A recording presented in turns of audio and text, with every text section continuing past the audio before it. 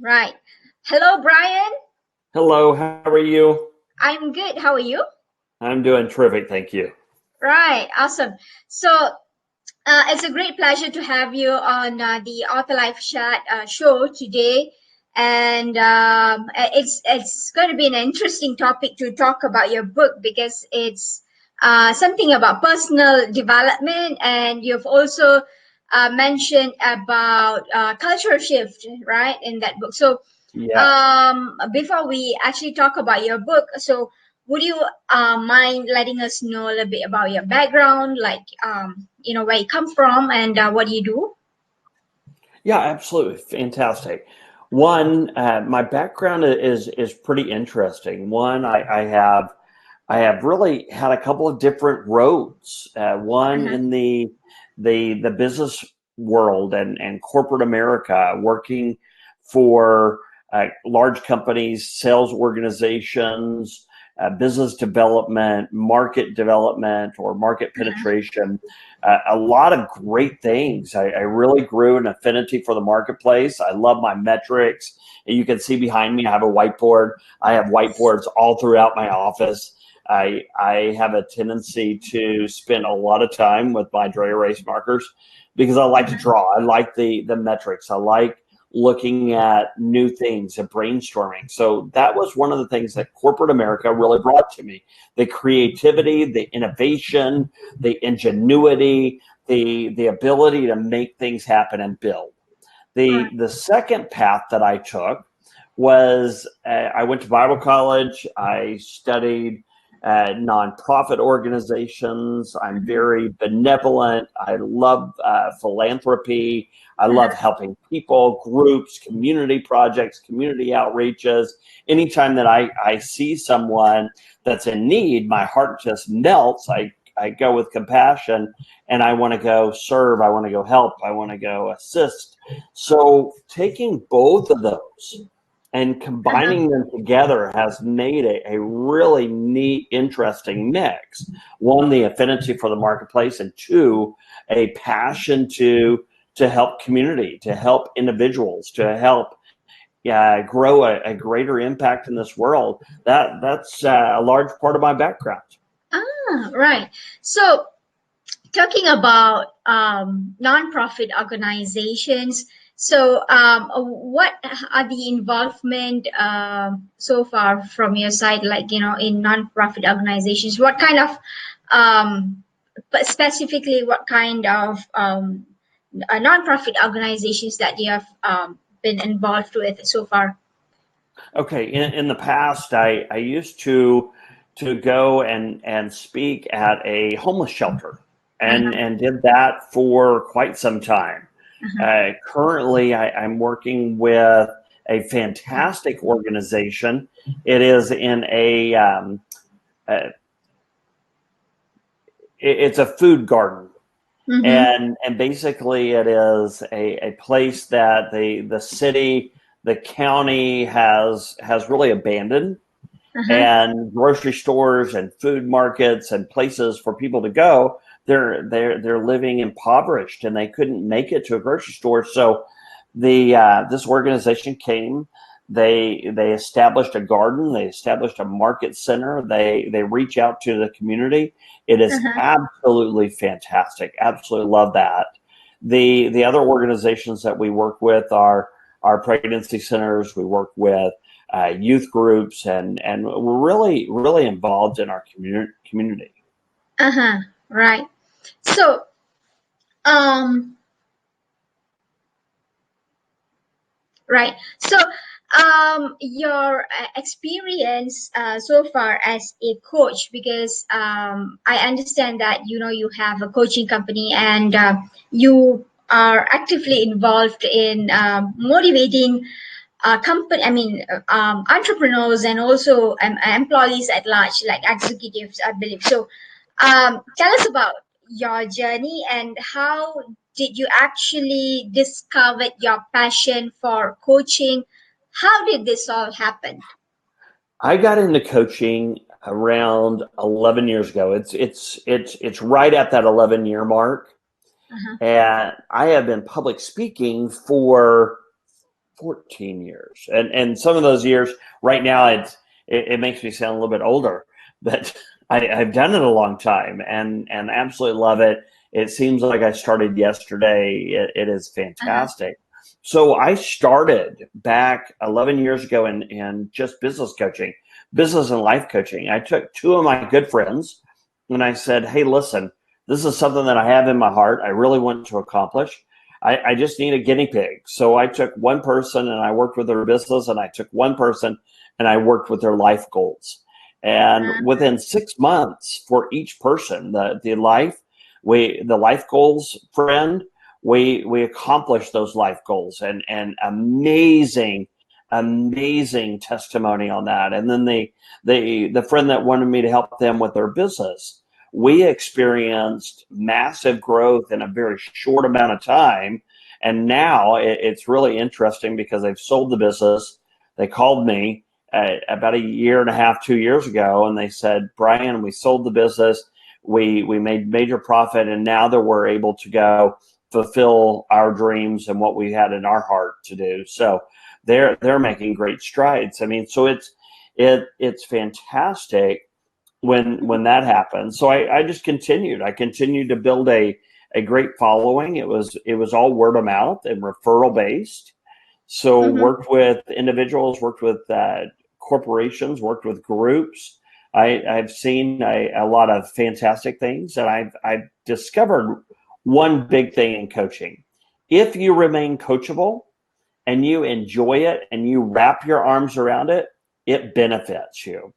If you Mm-hmm. don't, the same material that I give to the person that it benefited is given to you. But if you never embrace it and you never wrap your arms around it and you never want to learn, it doesn't work. Yeah, yeah, exactly. I think it's more about how you make use of all the resources that you already have on hand. It's not about getting more resources and not doing anything about it, right? So Correct. I think it's more about the implementation part of it that a lot of people actually kind of like, lack, or probably they lack the discipline to get things, moving forward, right? So, um, talking about your book, which is uniquely called, right? So at this point of time, I really want to understand, because as an entrepreneur myself, there will be a point where you feel like, you this is the path that you're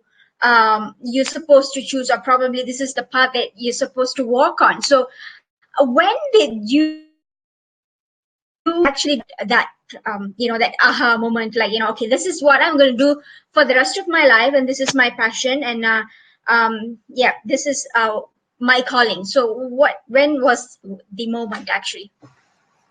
The funny part about that is I knew what I wanted to do when I was 16 years old, Okay. and knew without a shadow of a doubt. And I had it Okay. all mapped out. I had a quote unquote crystal clear vision, and and then going through life, it didn't work out. It Uh-huh. didn't happen. It didn't pan out the way I planned. And I know that I'm not the only one that's ever experienced that. Correct. So fast forwarding, going through life and going through different jobs and working through different nonprofits and understanding that I have a passion for people, I have an affinity for the marketplace. I'm really good at business. I'm good at figuring out solutions. I love the Uh-huh. innovation. And then the person's there. Well, you put the business Uh-huh. aside, it's really about the heart. It's about their mind. It's about their well-being. It's about their family affairs and their relationships, and how are Uh-huh. they conducting themselves, and are they all right? I mean, I love that stuff. So you Uh-huh. have to fast forward quite a bit. I don't even want to give you the years that it took me to develop this. But when you're talking about passion and you're talking Mhm. about the very thing that you feel that you're called to do, you want to do, and you want to accomplish, all of that is good, fine, and dandy. I love it. And I think it's great to have that vision.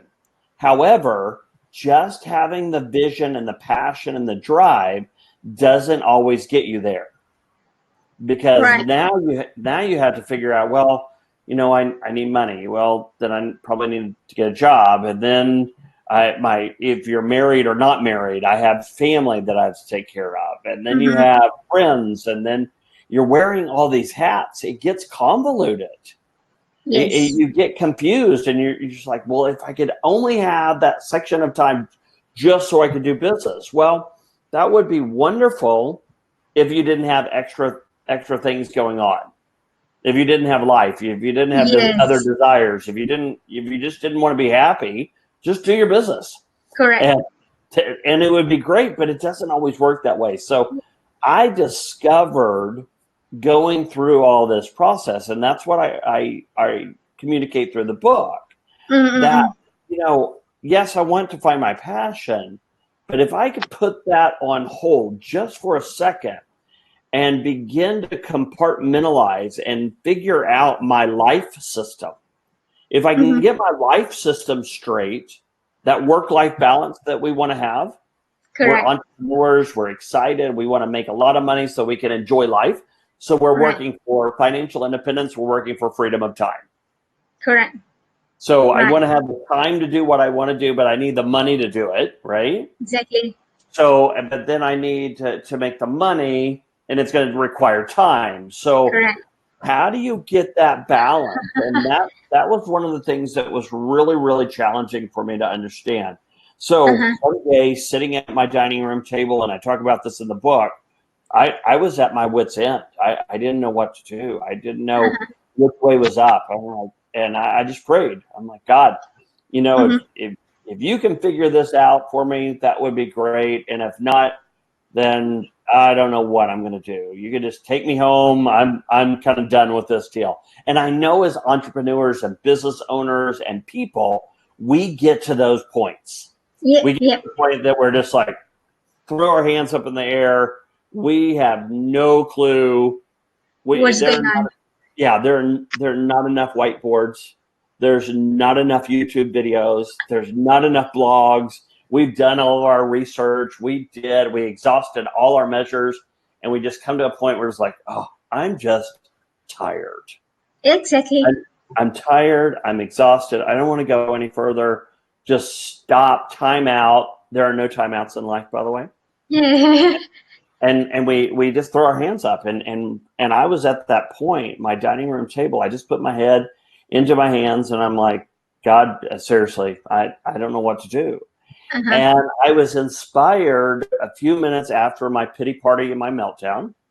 I was inspired to write out a game plan, and I began to write out and draw the things that I was thinking. And I said, well, okay, so if I could put life into compartments, Uh-huh. then I can manage compartments. I can't manage chaos, because if you can manage chaos, it wouldn't be chaos. Correct. So chaos brings confusion. Chaos brings despair and Uh-huh. discouragement and despondency and depression. But compartmentalizing, whenever you can manage it, then you can take a handle of things, and you can begin to systemize a plan that makes sense, that you can get on your feet. So I did that for my heart, which what I categorize as spiritual, Uh-huh. my intellect, which is my mind, Mm-hmm. my emotions, which is the other part of my mind, and my physical well-being. Mm-hmm. And then I compartmentalized my marriage for my family, which Mm-hmm. is one bucket. And then my second bucket was my finances and lifestyle. And then Mm-hmm. my third bucket was business. Mm-hmm. What am I offering? What is the service or the product? Is it viable for the marketplace? Is it still Mm-hmm. relevant? And then Uh-huh. I categorized my last bucket there, and that was my social circle, Uh-huh. because who were the people I was hanging out with the most? That was really important to me. And Right. once Yeah, I was, exactly. go ahead. Exactly. I mean, I think that makes a fundamental part of our growth, because the kind of people that we surround with actually have an impact, doesn't it? Yes, I do. I say that we are and I heard this quote, and I believe it, that we are the average of the top 5 people we hang around with the most.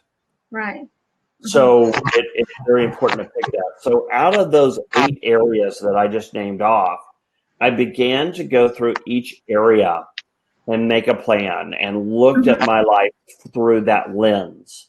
Mhm. And when I looked at that, I'm like, well, this is all one whole part. That's my life. But Mhm. I had to have an independent model and interdependent model. So I began Mhm. to put some order into my Mhm. life. So you've heard the phrase that if you have your ducks in a row. Mhm.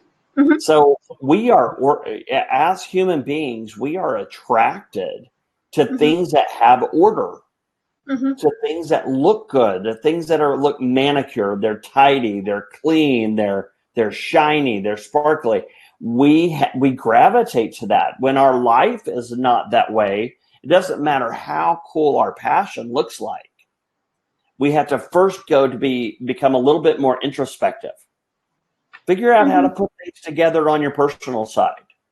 Once you figure out how to put things together on your personal side, then it yields the strength, the stamina, the capacity to begin to manufacture or compartmentalize or create a model of your passion.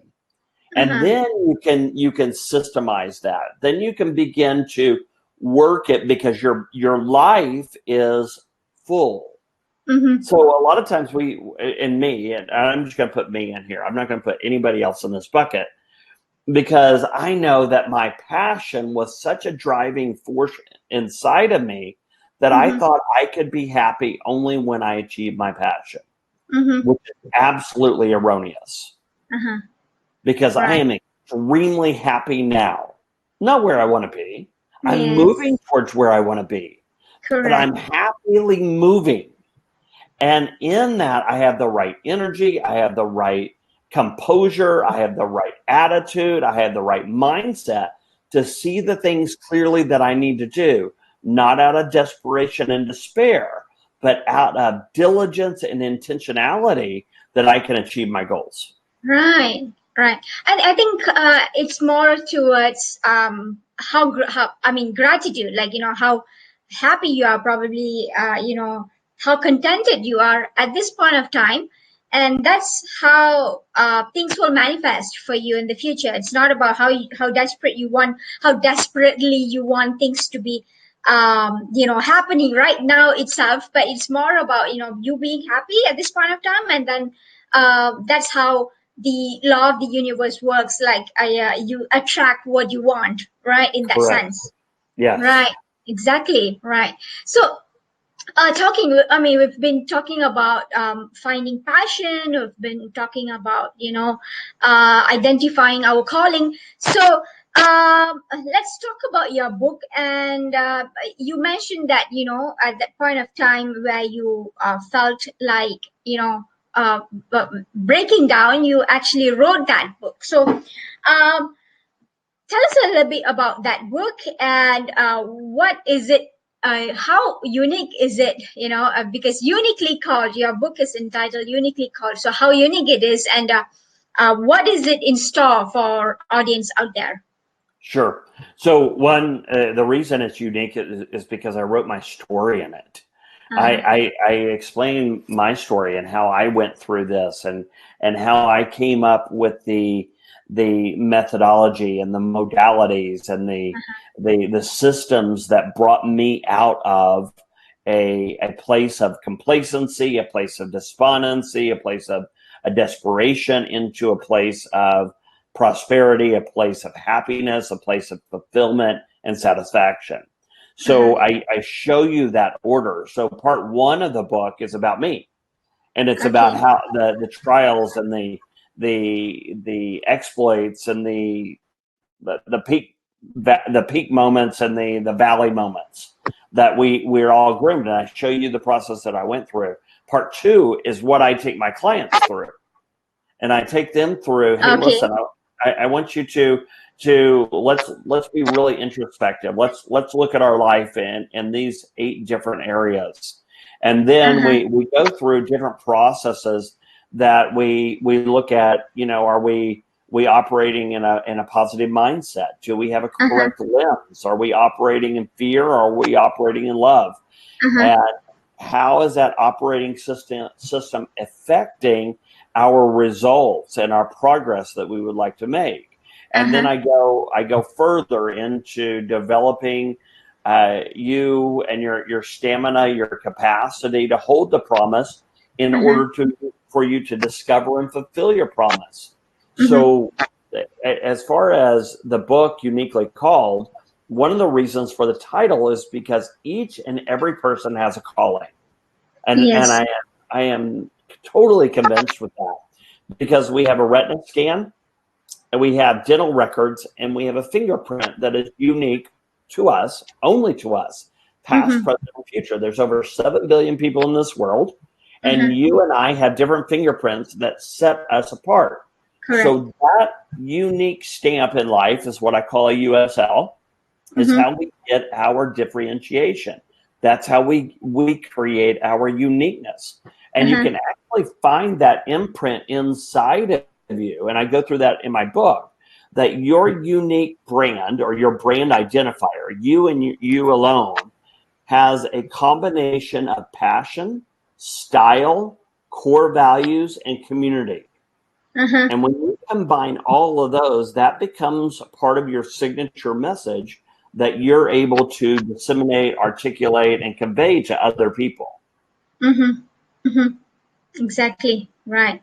So something that crops my mind at this point of time is that we always see youngsters, like probably teenagers or probably young adults, who are kind of like still struggling to find their passion in life, right? So they probably will jump from one to another activities, hobbies, or probably ventures,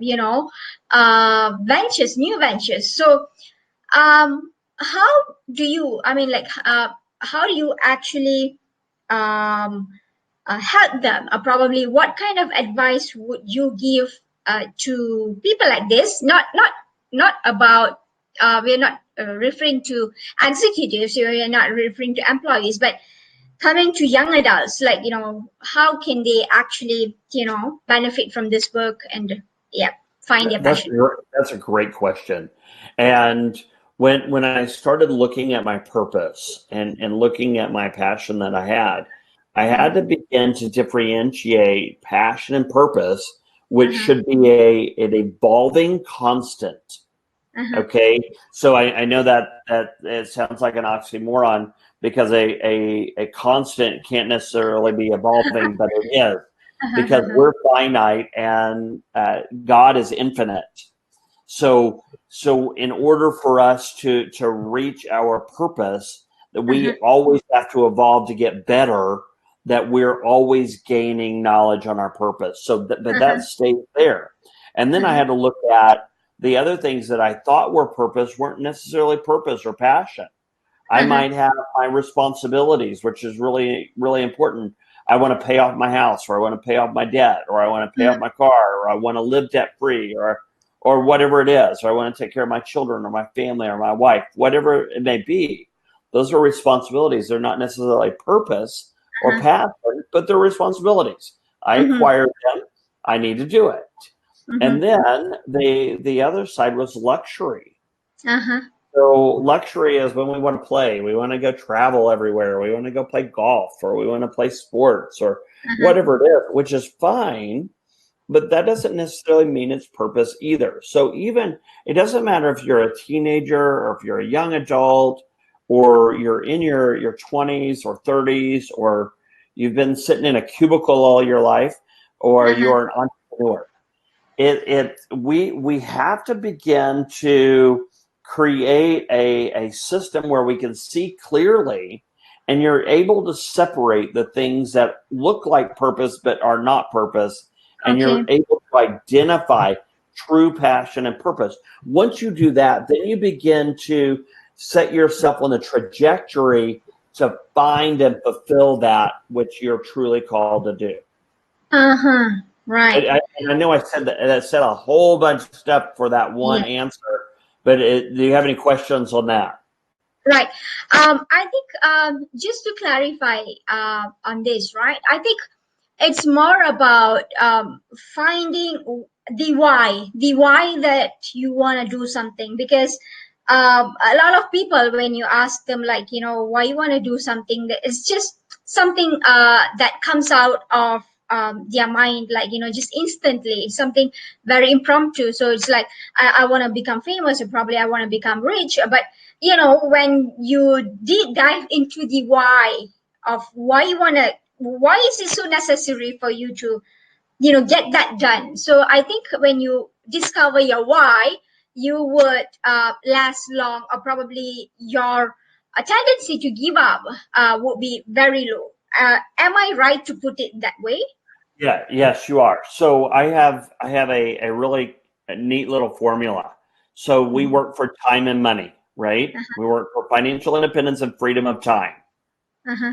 Yes. So the other part of that is, if you have to give back or you have to contribute back to mankind or society, what would Uh-huh. you find yourself doing?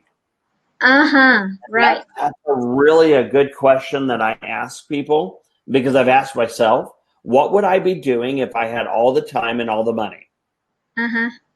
Right. And it's really nice, because once you figure out, oh, I would be contributing back to society in XYZ, Uh-huh. that's where you set your course. It might not be forever, but it is, at least it gives you a direction to head. Uh-huh. Right. So it's about finding fulfillment in life, because anything that comes in monetary form, or probably when you say, I want to be the next billionaire in the town, probably that motivation doesn't last long, because when you tie your goals to monetary values, it doesn't last longer. Am I also right to put it that way, or is it fine? Is it completely fine for us to tie our goals to monetary values? So, what is your take on this, like at large? Another great question. One, money, I don't have a problem with it. If you want to Mm-hmm. make money, then make money, but money doesn't satisfy. Uh-huh. Right. Money amplifies. Uh-huh. So there's a big difference there. So if you have a good heart and you make a lot of money, guess what? Uh-huh. You'll do really good things. Yeah. If Yeah. you do not have a good heart, or you don't have the right intentions or motives, and you Uh-huh. get a lot of money, then those will be found out. Right. Uh-huh. Right. Excellent. So, yeah. So, talking about the book itself, right? So, tell us a little bit more about when you launched it, and when was it out, and how has the response been so far from your readers. So tell us a little bit more about that. Okay, so my book was actually published last month. I think it was a little bit over 40 days ago, which Uh-huh. is still very, very new. Uh-huh. So I had my first book signing, and I did this with family and friends and some colleagues of mine from the past, and Uh-huh. invited several people to come to that book signing. It Uh-huh. was more of a private event, but Mm-hmm. I can tell you just the responses I've received from that. I've had text messages, calls early in the morning, Mm-hmm. emails that are saying, "Oh my goodness, Brian, this is life changing." And Uh-huh. one of the neat stories is, my mother actually got a copy, and she started reading it, and she would Uh-huh. call me, and and you know how moms are. Moms are going to tell you all the good things. Good things. Yeah. She said, Brian, you're making me think in this book. I didn't expect that. I didn't expect the questions that you posed in that book would cause me to be more introspective, to think and to question, and to look Uh-huh. at things different. So she started giving the book out to all her clients, Mm-hmm. and her clients have come back with positive testimonies, and it's really neat. It's Awesome. neat. It's neat when you can write something and you actually see impact happening in Mm-hmm. lives of others. Ah, right. So, um, also something that is related to your book, right? I mean, uh, just like any other book, any other self-help books, right? You may have like 50 people reading a book or 500 people reading a book, but end of the day, when it comes to implementation, right? So what differs from those who actually manage to extract the essence of your book and implement it in their lives, as opposed to those who struggle to find ways to actually implement it. So probably what is the most the greatest struggle of all among people, or probably even among your clients, to actually make things work? Well, I read a book, and I've actually read several books. One of the Uh-huh. books that had a great impact was called The Slight Edge. Uh-huh. And it talked about doing little things. And if Uh-huh. you do enough of the little things consistently for a long period of time, you get great results. Compound Uh-huh. effect. Uh-huh. So where I took my coaching program and even writing this book, one, I tell you about the story that I did in part Uh-huh. one, like I said. And then part two, I actually take you through the coaching program, or part of a coaching program that I take my clients through in writing the book, and show them small actionable items that people can implement and execute. Because Mhm. like you said, it is critical for us to implement and execute, because that's where you see the results. You don't see Uh-huh. the result just from reading the book. You see the Uh-huh. result from I put diagrams in there. I put coaching modules. I put Uh-huh. activity plans in there. So you can Uh-huh. actually take a step every single time that you read the book Uh-huh. to create the life you want and the positive results that you would like. Right.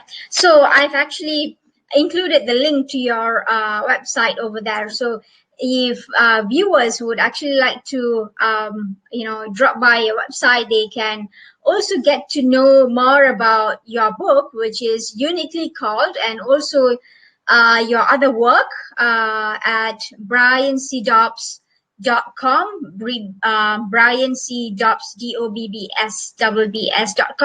So yeah, so I think we have had quite a bit of a discussion about your work, and also about your book, uniquely called, so far. So tell us more about your future plans, and what is your aspiration? I mean, are you writing more books, or probably what is your next goal that you're looking to achieve? Well, thank you for that. I have great aspirations. I am a huge dreamer and want to see communities impacted. Uh-huh. I want to take this book to 1.5 million people, Uh-huh. because I know that once you get to a tipping point and Uh-huh. you see people walking in their unique call and walking out their life, and they feel good about themselves, they're happy, they're positive, then you begin to see that cultural shift. So Uh-huh. that's my number one drive right now, is to get speaking engagements, to be able to share my story about this book, to be able to Uh-huh. share the book, and to be able to see people walk out their purpose and their calling. So that's Uh-huh. number one. And number Uh-huh. two, I actually have two other books that I want to write that will be the part two and part three of this. So Ah. one will be a marketplace one, and one will be a faith based one on how to become more philanthropic, how to become more benevolent, how to shift what you're doing into a servant leadership or a volunteer mode, that you're Uh-huh. actually seeing mega results happen. Uh-huh. Right. So, another interesting question to ask you, actually. So, how do you actually um, reach out to the people out there, or probably to the public, and also how do you brand yourself as an author? Probably, how do you brand yourself as a coach? So, it's like so many people out there, especially authors out there, we struggle to speak for ourselves. We struggle to speak for our book. We struggle to speak about the messages that we have for people out there. So, how do you actually, instead of relying on promoters, probably agents, your publishers out there? How do you do that for yourself at this point of time? One, I'm a speaker, and I love to speak. The more the merrier. Put me on a stage with a million people. Just give me a good sound system so I don't ruin my voice, and I Uh-huh. am game on. I love it. I'm very passionate about it. I'm energetic. We have a lot of fun. I Uh-huh. just enjoy it. So that has helped me immensely, Uh-huh. and being an author, being able to disseminate and that message and convey that to Uh-huh. large audiences. Uh-huh. So the marketing strategies, one, really focusing on my YouTube, and I actually scraped my old YouTube, and I'm starting afresh because I want just a fresh, clean slate. I Mm-hmm. want new followers. I want subscribers. I want to build up that channel that we're Yeah. talking about calling and purpose and passion, and how are you making an impact, etc. Uh-huh. So Uh-huh. I do that, and then I also, if I can't find somebody to invite me to speak, guess what? I make my own. Uh-huh. Uh-huh. I do my own Right. speaking engagements, and I do Mm-hmm. my own workshops, and I set it up. I become the event planner. Mm-hmm. I call the place. I solidify the location, the time, the event, what we're going to have. Do I need sponsors? I bring sponsors in, and then I do a Uh-huh. mass invite and bring my own people to my own game. Awesome. Right. So Awesome. you can So do that. yeah, yeah. So speaking about reaching our goals and staying on track, how has accountability partners, or probably how do you have that support system so far, with regards to your writing, or probably with regards to your work, or anything like that? So how do you stay accountable? How do you actually create that motivation for you? It's like, I mean, I know motivation actually comes from you, but um, the external factors, what are the external factors? What kind of setup that you have for yourself? Oh, absolutely. And you need external factors. It doesn't matter how motivating you are. I want to tell you, there are times in the day you do not feel motivated. You don't feel up to do anything. You need other people. And that's the way we're built as human beings. We Mm-hmm. need each other. So Uh-huh. my wife is an amazing, amazing contributor to Uh-huh. me and my motivation, the accountability. We have a fantastic marriage. We have a fantastic relationship, and she is a huge part Uh-huh. that keeps me going. And then I have I have other coaches. I have other friends. Several people, not a lot, because you Uh-huh. want to keep that circle a little bit smaller. Mm-hmm. So I have a handful of people that I go to, that I bounce things off of, that I learn, I sit, I humble myself, I want to listen, I want to absorb, I want to soak it up. And then I go back to them and say, hey, listen, I want to accomplish this goal by this time. I Uh-huh. need you to I need to bounce this off. How does this going to work? And they give me a strategy, and or they give me feedback or wisdom or insight that I need, that I might not have. I have a blind spot that Uh-huh. I need somebody to come in there with different set of eyes and look at that and go, oh my goodness, Brian, you cannot do that. You have to go this way. And when I go that way and I yield to that, then it makes me love the accountability and not despise it, Uh-huh. because I get good results when I follow the wisdom and the guidance of others. Uh-huh. Right. Right. Awesome. So, I do come across some of the coaches who actually share their vulnerability, who share their stories, like real stories, failures. Right. So when you talk about your book, and when you said that you have actually shared your story, your personal life in the first part of the book, so tell us about how you how authentic, how being authentic actually helps to connect with people. So is this something that you have been doing, or have you tried doing this? Is this what you've written about? Yeah. So all of my things, and one of the things about being vulnerable and transparent and Uh-huh, authentic, uh-huh, it just makes you feel better. It does. And it creates such a stronger frequency and a stronger energy uh-huh, inside of you when uh-huh, you can just go, you know what? I messed up. I scraped my knee. I fell down. I absolutely failed miserably. uh-huh, And it's all right. uh-huh, It doesn't mean you're a failure. It doesn't mean that you have to quit. It just means mm, that hey, listen, you know what? We got dirty, get cleaned up, and go on. mm-mm, And it's not fake. It's not the false motivating uh, doctrine that we've heard for years. It uh-huh, is, hey, listen, this absolutely did not work that way. I uh-huh, actually show you the way I went through this coaching program. uh-huh, And the way I take a client is not the same way that I went personally. And I uh-huh. tell you why, because the road I took was long and arduous and hard and painstaking.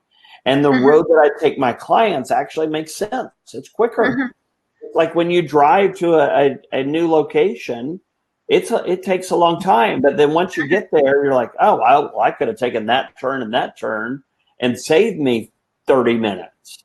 And the uh-huh. same way with my coaching program. That's why I'm transparent. That's why I want to be completely genuine and sincere because we're people. Yeah, We're imperfect. Nobody's perfect. We all make mistakes and exactly. I think we become a better society and a better community when we can admit and raise our hand and go, hey, listen, I'm one of those people that just failed miserably, but Mm-hmm. it's all right. Uh, it means that you and I can make it and we can brush each other off and we can become better. Mm-hmm. Mm-hmm. Absolutely right. I think it's more about admitting to ourselves that failure is something that you cannot avoid, and at times there are days that you feel you don't want to get out of your bed, and it's perfectly all right, and you can always try to become better. So I think by sharing your story authentically and by engaging with real people out there who are failing miserably out there. So I think this is one of the ways that people can understand that all those big people out there who have achieved big things are not someone who have it easy, right? I mean, it Mhm. doesn't come easy. So um, thank you for actually sharing your story with us. I mean, in your book, especially in the first part of your book, I think it will be more beneficial for everybody out there who is looking to create a shift. And you mentioned cultural shift, right? So how does that, like, why is it a cultural shift, and why specifically cultural shift? So maybe you would want to, like, explain a little bit about that. Absolutely. So in our society, in our culture, because we have a different societal norm right Right. now. Mm-hmm. Our norm doesn't ever stay the same, and it is constantly changing. And a lot of times, what I have seen personally is that we are so other people focused. We're other thing focused, other items focused. We're putting the blame. We're shifting the blame. We're calling out people, which I don't have a problem calling out people. Uh-huh. Uh, but I think a lot of times we don't take a hard, good look at what we're doing inside Uh-huh. and becoming introspective. And I can Uh-huh. just tell you that if let's just say that we could have 10,000 people Mm-hmm. that would be introspective, that would be transparent, that would Mm-hmm. be sincere and genuine and accomplishing some great tasks and great feats. Mm-hmm. I want to tell you, it will change the culture because Ah. now we're not concerned about somebody bickering or somebody being contentious or arguing or lying or being selfish. We are very concerned about growing and becoming better as an individual and better as a community. And that's where you get your cultural shift. Right. So it's about creating it's kind of like a dominoes effect, like, from one person to another person, and that's how the whole community, probably the whole lot of society actually changes. So is that something, Correct. So you and I, we want to get better, and then we bring in two of our friends, and now we have four of us, and then you have 8 of us, and then you have 16, 32, etc. And when you build that group of people that just want to get better, that are transparent, what you're doing is you are going to have an organic grassroots cultural shift, because now we're not worried about, well, our political system might be in upheaval. Well, I can't control it. Well, my economy might not be great. Well, I can't control that either. It's raining outside. I just can't do anything about it. But I can do something about me. And I can hang around those other people that are doing something about them. Correct. And the unity and the bond that we share as friends in that community is so powerful that it will attract other people that go, I want that. I want to go over there. I want to be with them because they're the cool people. And those other people live in disarray and confusion and bickering and complaining all day. I want to be happy. So I think happiness is something, or probably gratitude is something that you disseminate by being happy, or probably by embracing the gratitude ourselves, right? So that's how you can influence others to also be happy for themselves. Like, you can't really, what I personally believe is that you can't make the other person happy, but you can be happy and, share the influence probably, and let them know that, this is also one of the ways, that one of the best ways, in fact, to actually live life. So it's kind of a ripple effect. At the end of the day, you just keep passing it on to people out there, right? So Yes. So tell us about what you would want to share with the audience with regards to your book, and also if you have any message that you would want to tell the audience out there. So, yeah. Well, number one, I want to share with everybody that they're uniquely called.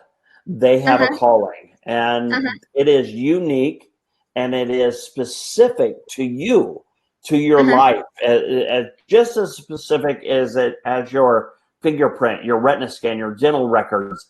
It is your calling, and I want to encourage you to fulfill it. I want to encourage you to discover it, because it makes the world a completely different place when you do that. Number two, you can find my book at Amazon. So go to Amazon.com, type in Uniquely Called, and look for Uniquely Called Brian C. Dobbs. Click on that link, you can get it. And that's fantastic.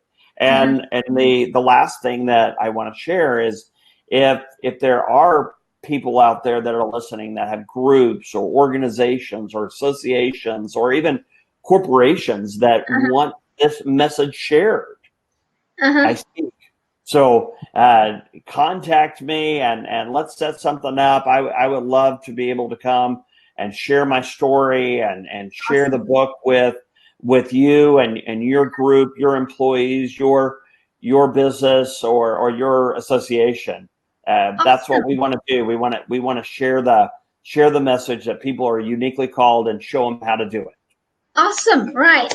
So we have actually come to the end of this show right now, after close to an hour of discussion about you and your book. And I think it has been a pleasure to have you today morning. It is about 10 o'clock a.m. in the morning where I am right now, and I believe it's going to be about 9 p.m. where you are right now. So 9 o'clock at night. Yes, exactly. So it was a pleasure to have you with us today. And thank you so much for sharing a lot of information about yourself, about your coaching experience, and also about your new book, The Uniquely Called.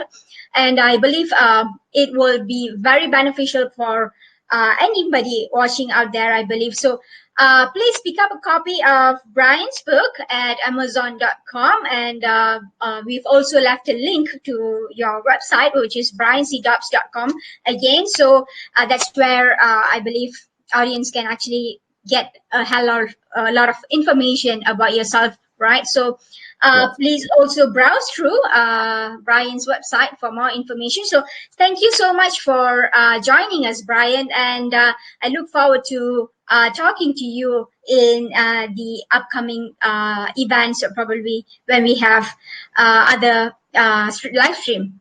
Yes, I would love to, and really enjoyed it. Thank you so much Thank you for so much. the time. I appreciate Thank it. you.